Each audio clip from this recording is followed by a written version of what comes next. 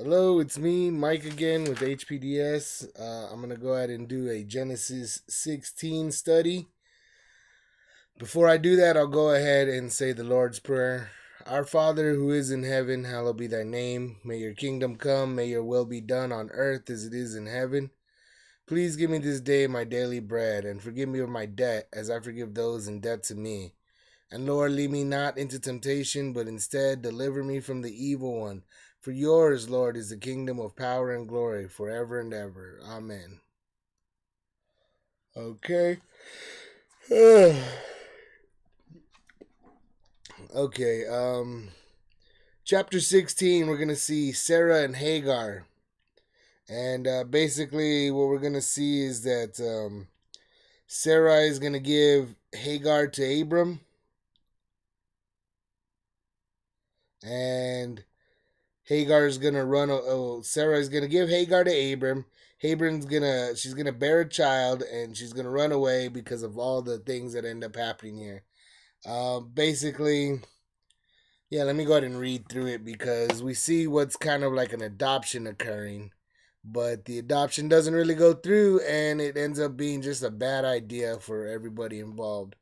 So let's see. Chapter 15 was when we had Abram. God going over the covenant with Abram. So let's read through chapter 16. Hold on. Okay, Genesis 16. Now Sarai, Abram's wife, bare him no children, and she had a handmaid, an Egyptian, whose name was Hagar. And Sarah said unto Abram, Behold, now the Lord hath restrained me from bearing. I pray thee, go in unto my maid. It may be that I may obtain children by her. And Abram hearkened to the voice of Sarai. And Sarai, Abram's wife, took Hagar, her maid, the Egyptian, after Abram had dwelt 10 years in the land of Canaan, and gave her to her husband Abram to be his wife.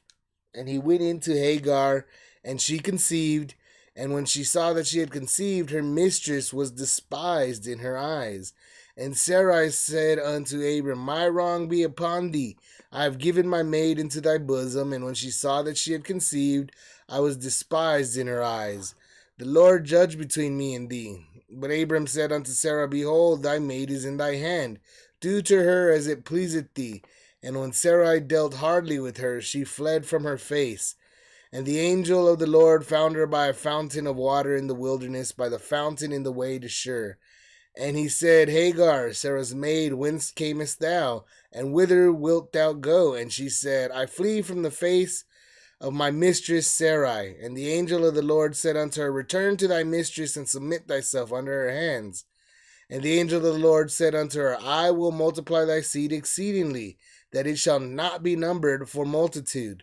And the angel of the Lord said unto her, Behold, thou art with child, and shalt bear a son, and shalt call his name Ishmael, because the Lord hath heard thy affliction. And he will be a wild man. His hand will be against every man, and every man's hand against him. And he shall dwell in the presence of all his brethren. And she calls the name of the Lord that spake unto her, Thou God, seest me. For she said, Have I also here looked after him that seeth me? Wherefore the well was called Beer Laharoi. Behold, it is between Kadesh and Bered. And Hagar bare Abram a son, and Abram called his son's name, which Hagar bare, Ishmael. And Abram was 86 old when Hagar bore Ishmael to Abram. So that's Genesis 16. And yeah, like I said, what's going on here is that apparently Sarai and Abram, mostly Sarai, it looks like in this one, it gets a little anxious about this whole not having an heir situation. So when he's about 85 years old, she says, Here, take this handmaid that I got, this servant woman, and have a baby with her, and then I'll adopt the baby," is what Sarah was basically getting to, so that I might be able to her. That's what he said. What does she say? She goes, um, let me see. Let me get into there. Let's go back into this scene. Go into her. that I may obtain children by her. This is what Sarai is telling Abram. So clearly they had an Egyptian woman with them, one of their slaves, one of the people. They were rich, so they had servants, and even uh, Abram had a guy from Damascus. Here, Sarai has a woman from Egypt as her servant. And so, what are we gonna see? Let's go through this, because what goes on here is, so she's gonna try to adopt this baby. She can't have any. She's barren. She takes Hagar. Says, apparently in those times they could just, tell a servant to, they could just make a servant have a baby for her. It looks like, but obviously things don't go as well, and it seems like it probably isn't a good idea to go about this kinds of, to go about it this way. But when let's see, so he gave her, and he has his, he goes into Hagar. He makes, he does his thing. He gets out there. She had, she gets pregnant, and when she gets pregnant, Hagar despises Sarai. It looks like, so Hagar starts getting like, like she despises Sarai. Like, it's like, well, look at me, I had a baby real quick with this guy. Maybe you should kind of get out of the way. Maybe that seems like what was going on here, and it clearly it upsets Sarai, because Sarai goes, "My wrong be upon thee." She says it. It was wrong. I shouldn't have done this. I gave you my maid, and when she saw that she had conceived, I was despised in her eyes. So Sarai gets really upset. And look, I try to have a baby through an adoption, and this woman, instead of, instead of giving me my adoption, she's getting mad at me. She's despising me. So it was a bad idea. Look, she might try to do something to me or something. That's what Sarai's telling Abram. But of course, Abram says, look, that's your servant. Do with her however you want to. Do whatever you're going to do with her as you please. And so Sarai deals hardly with her, and Hagar just leaves. Hagar leaves. And this is kind of a big deal, because, of course, God had just given him a promise that his seed, Abram's seed, would, be like the stars. They'd be uncountable. And so that's why we see, here's an angel of the Lord finds her, and he finds Hagar. So this angel of the Lord, here we are, quite possibly could be Melchizedek, as mentioned from Genesis 14, because now we know that Melchizedek is there, and he's got some great authority, and he acts as God. He acts as one who is righteous. And so here's an angel. So there's a physical angel here, at least that could be seen physically. Not necessarily that he was physical, but that he could be seen and visible. And this angel, finds Hagar right there in the wilderness by a fountain in the way to Shur. So let's see if I can't find any kind of city like that. Shur, I don't see it. Look, here's a wilderness of Shur. So she kind of comes down in here, and that is, she comes down right here. Here's Kadesh. Here it got Bir Laharoy, so it was probably right around here somewhere. This map puts this right here. So she must have come down from over here where he was hanging out in this Hebron, this plain of Mamre or valley of Mamre or wherever he was at. She comes down here, and this is where this angel finds her. And obviously the angel is probably looking for her or keeping an eye on her. But it's a strange thing for Hagar, who is a maid, who's not even one of the main storyline people. She's not one of the main. She's just a little servant over here who was made to have a baby from the head guy. And so he goes, whence, he tells her, where did you come from and where will you go? And she says, I am fleeing from the face of my mistress, Sarai. So she's telling the angel what exactly happened, that she's leaving. I had to flee. She's gonna hurt me. She's gonna treat me badly. I'm just not gonna be good around there. But the angel says unto her, go ahead and return to her and submit thyself under her hands. So the angel is just telling her outright, go back and submit yourself. Go be a servant. You are a servant This is what happens to servants, and just go. It's a part of a story he's telling her. He's go, you have to, you should. It's the right thing to do. And he tells the Lord, the angel right here, more of this angel, the angel of the Lord. So something is being visible, and quite possibly it's Melchizedek or somebody from Melchizedek's camp. We're not really sure about what's going on in Melchizedek's kingdom right now. What kind of people are there? Are they angels of this guy? Are they like special looking people? So there's a lot of questions, but she obviously knows that he's from the Lord. It was obvious that he was from the Lord. That's what happened. She knew. She didn't even need to know who he was, or she didn't even need to have known who he was. It was just obvious. And he tells her, "I'm going to multiply your seed exceedingly, that it shall not be numbered for multitude." And of course, this is because this is the promise given to Abraham. And just like we saw with Noah and his curse of Canaan, not that he necessarily, lived by his decision. He may not be that he didn't regret what he did, because he did do it in his probably like a hungover. When Noah cursed Canaan, he was probably maybe a little hungover. So it's not to say that he didn't regret making that curse. The thing is, though, that it happened and it came to be. And so here again we have where Abram was already told that his seed is going to be multiplied exceedingly. So he was already given a promise. God is making sure it happens, and here it is. He's having a child, and instead of they send the child away, he sends the child away, or at least the child's mother runs away.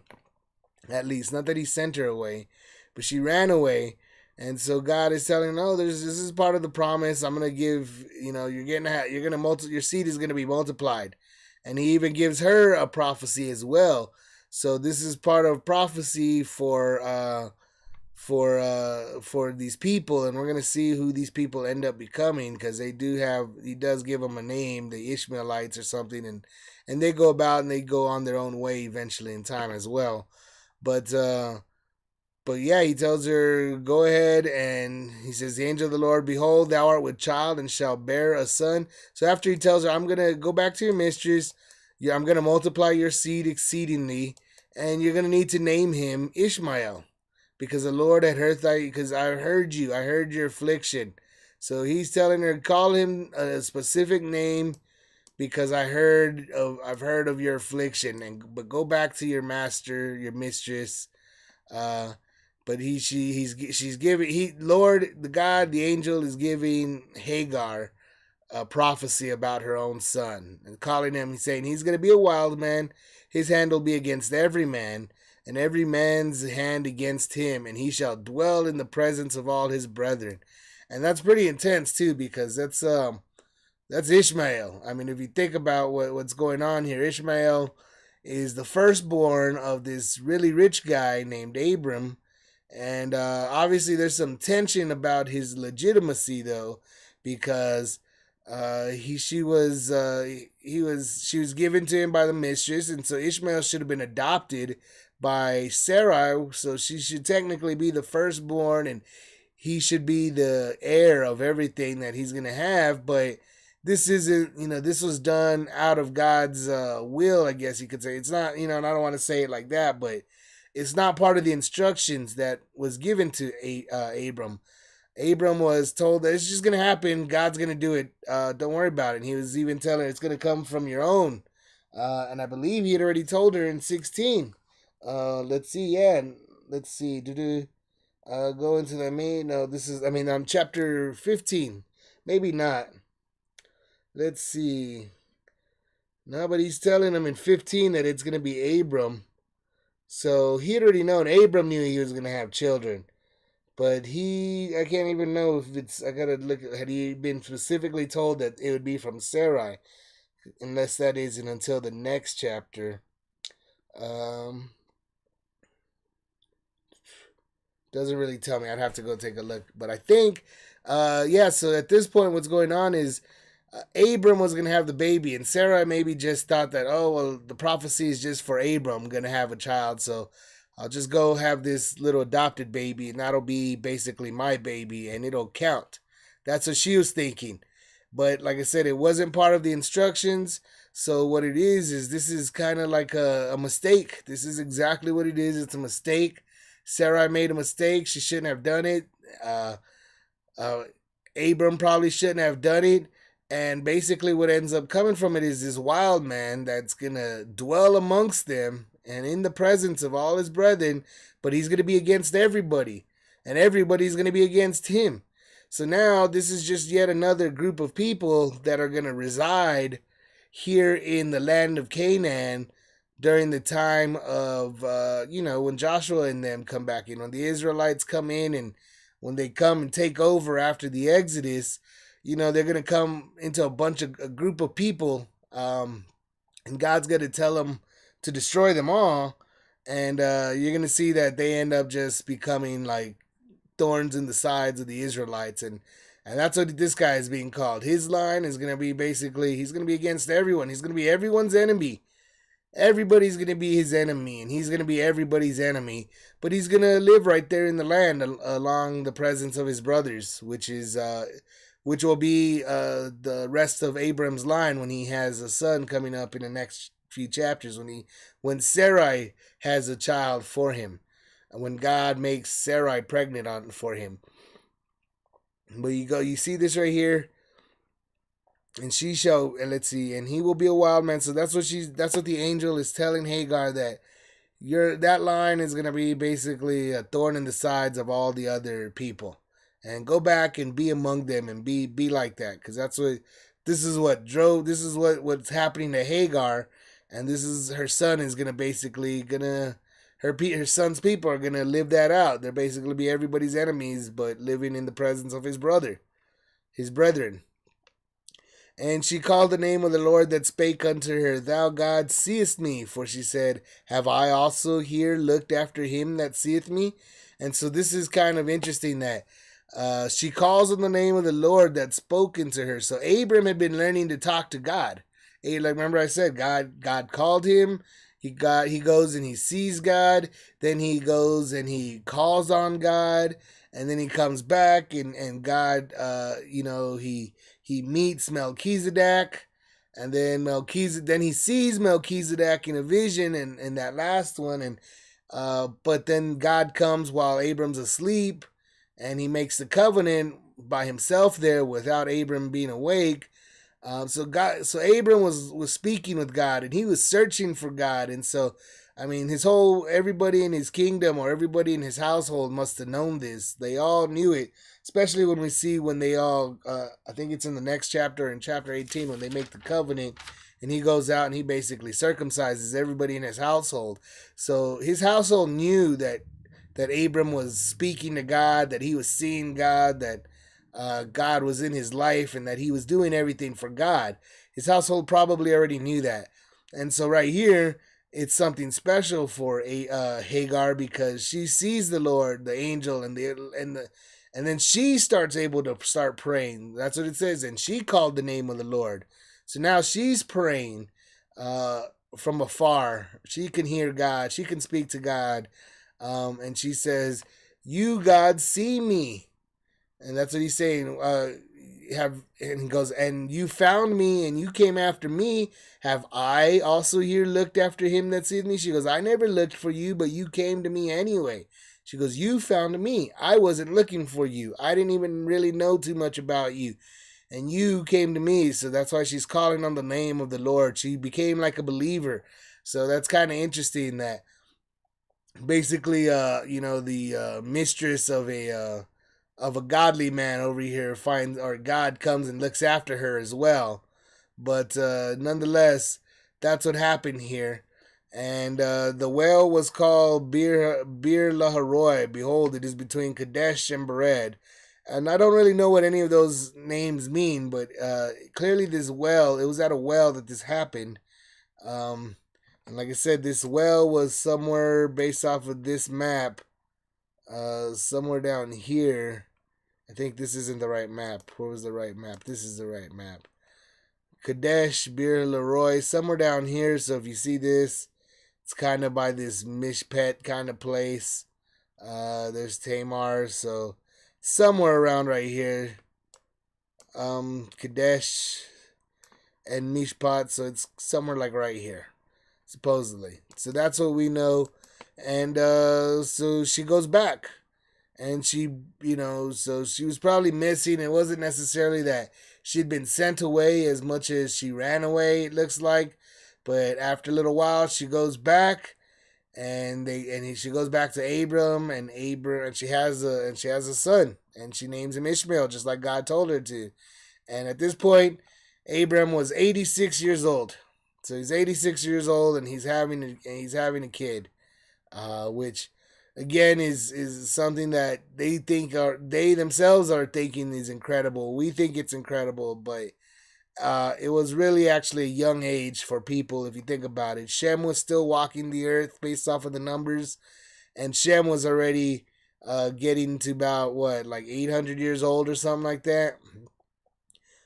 Maybe he was older than that. Maybe he was 900 or something like that. So he was an old guy, and he was having kids his whole life too. And here Abram is, and he's 86, and they think that's a huge miracle or a huge. I mean, and then they're gonna give him, never mind for the next 13 years. In 13 years he's gonna have another baby, and that one's gonna be even more surprising and more godly inspired, more. You get what I'm saying? So.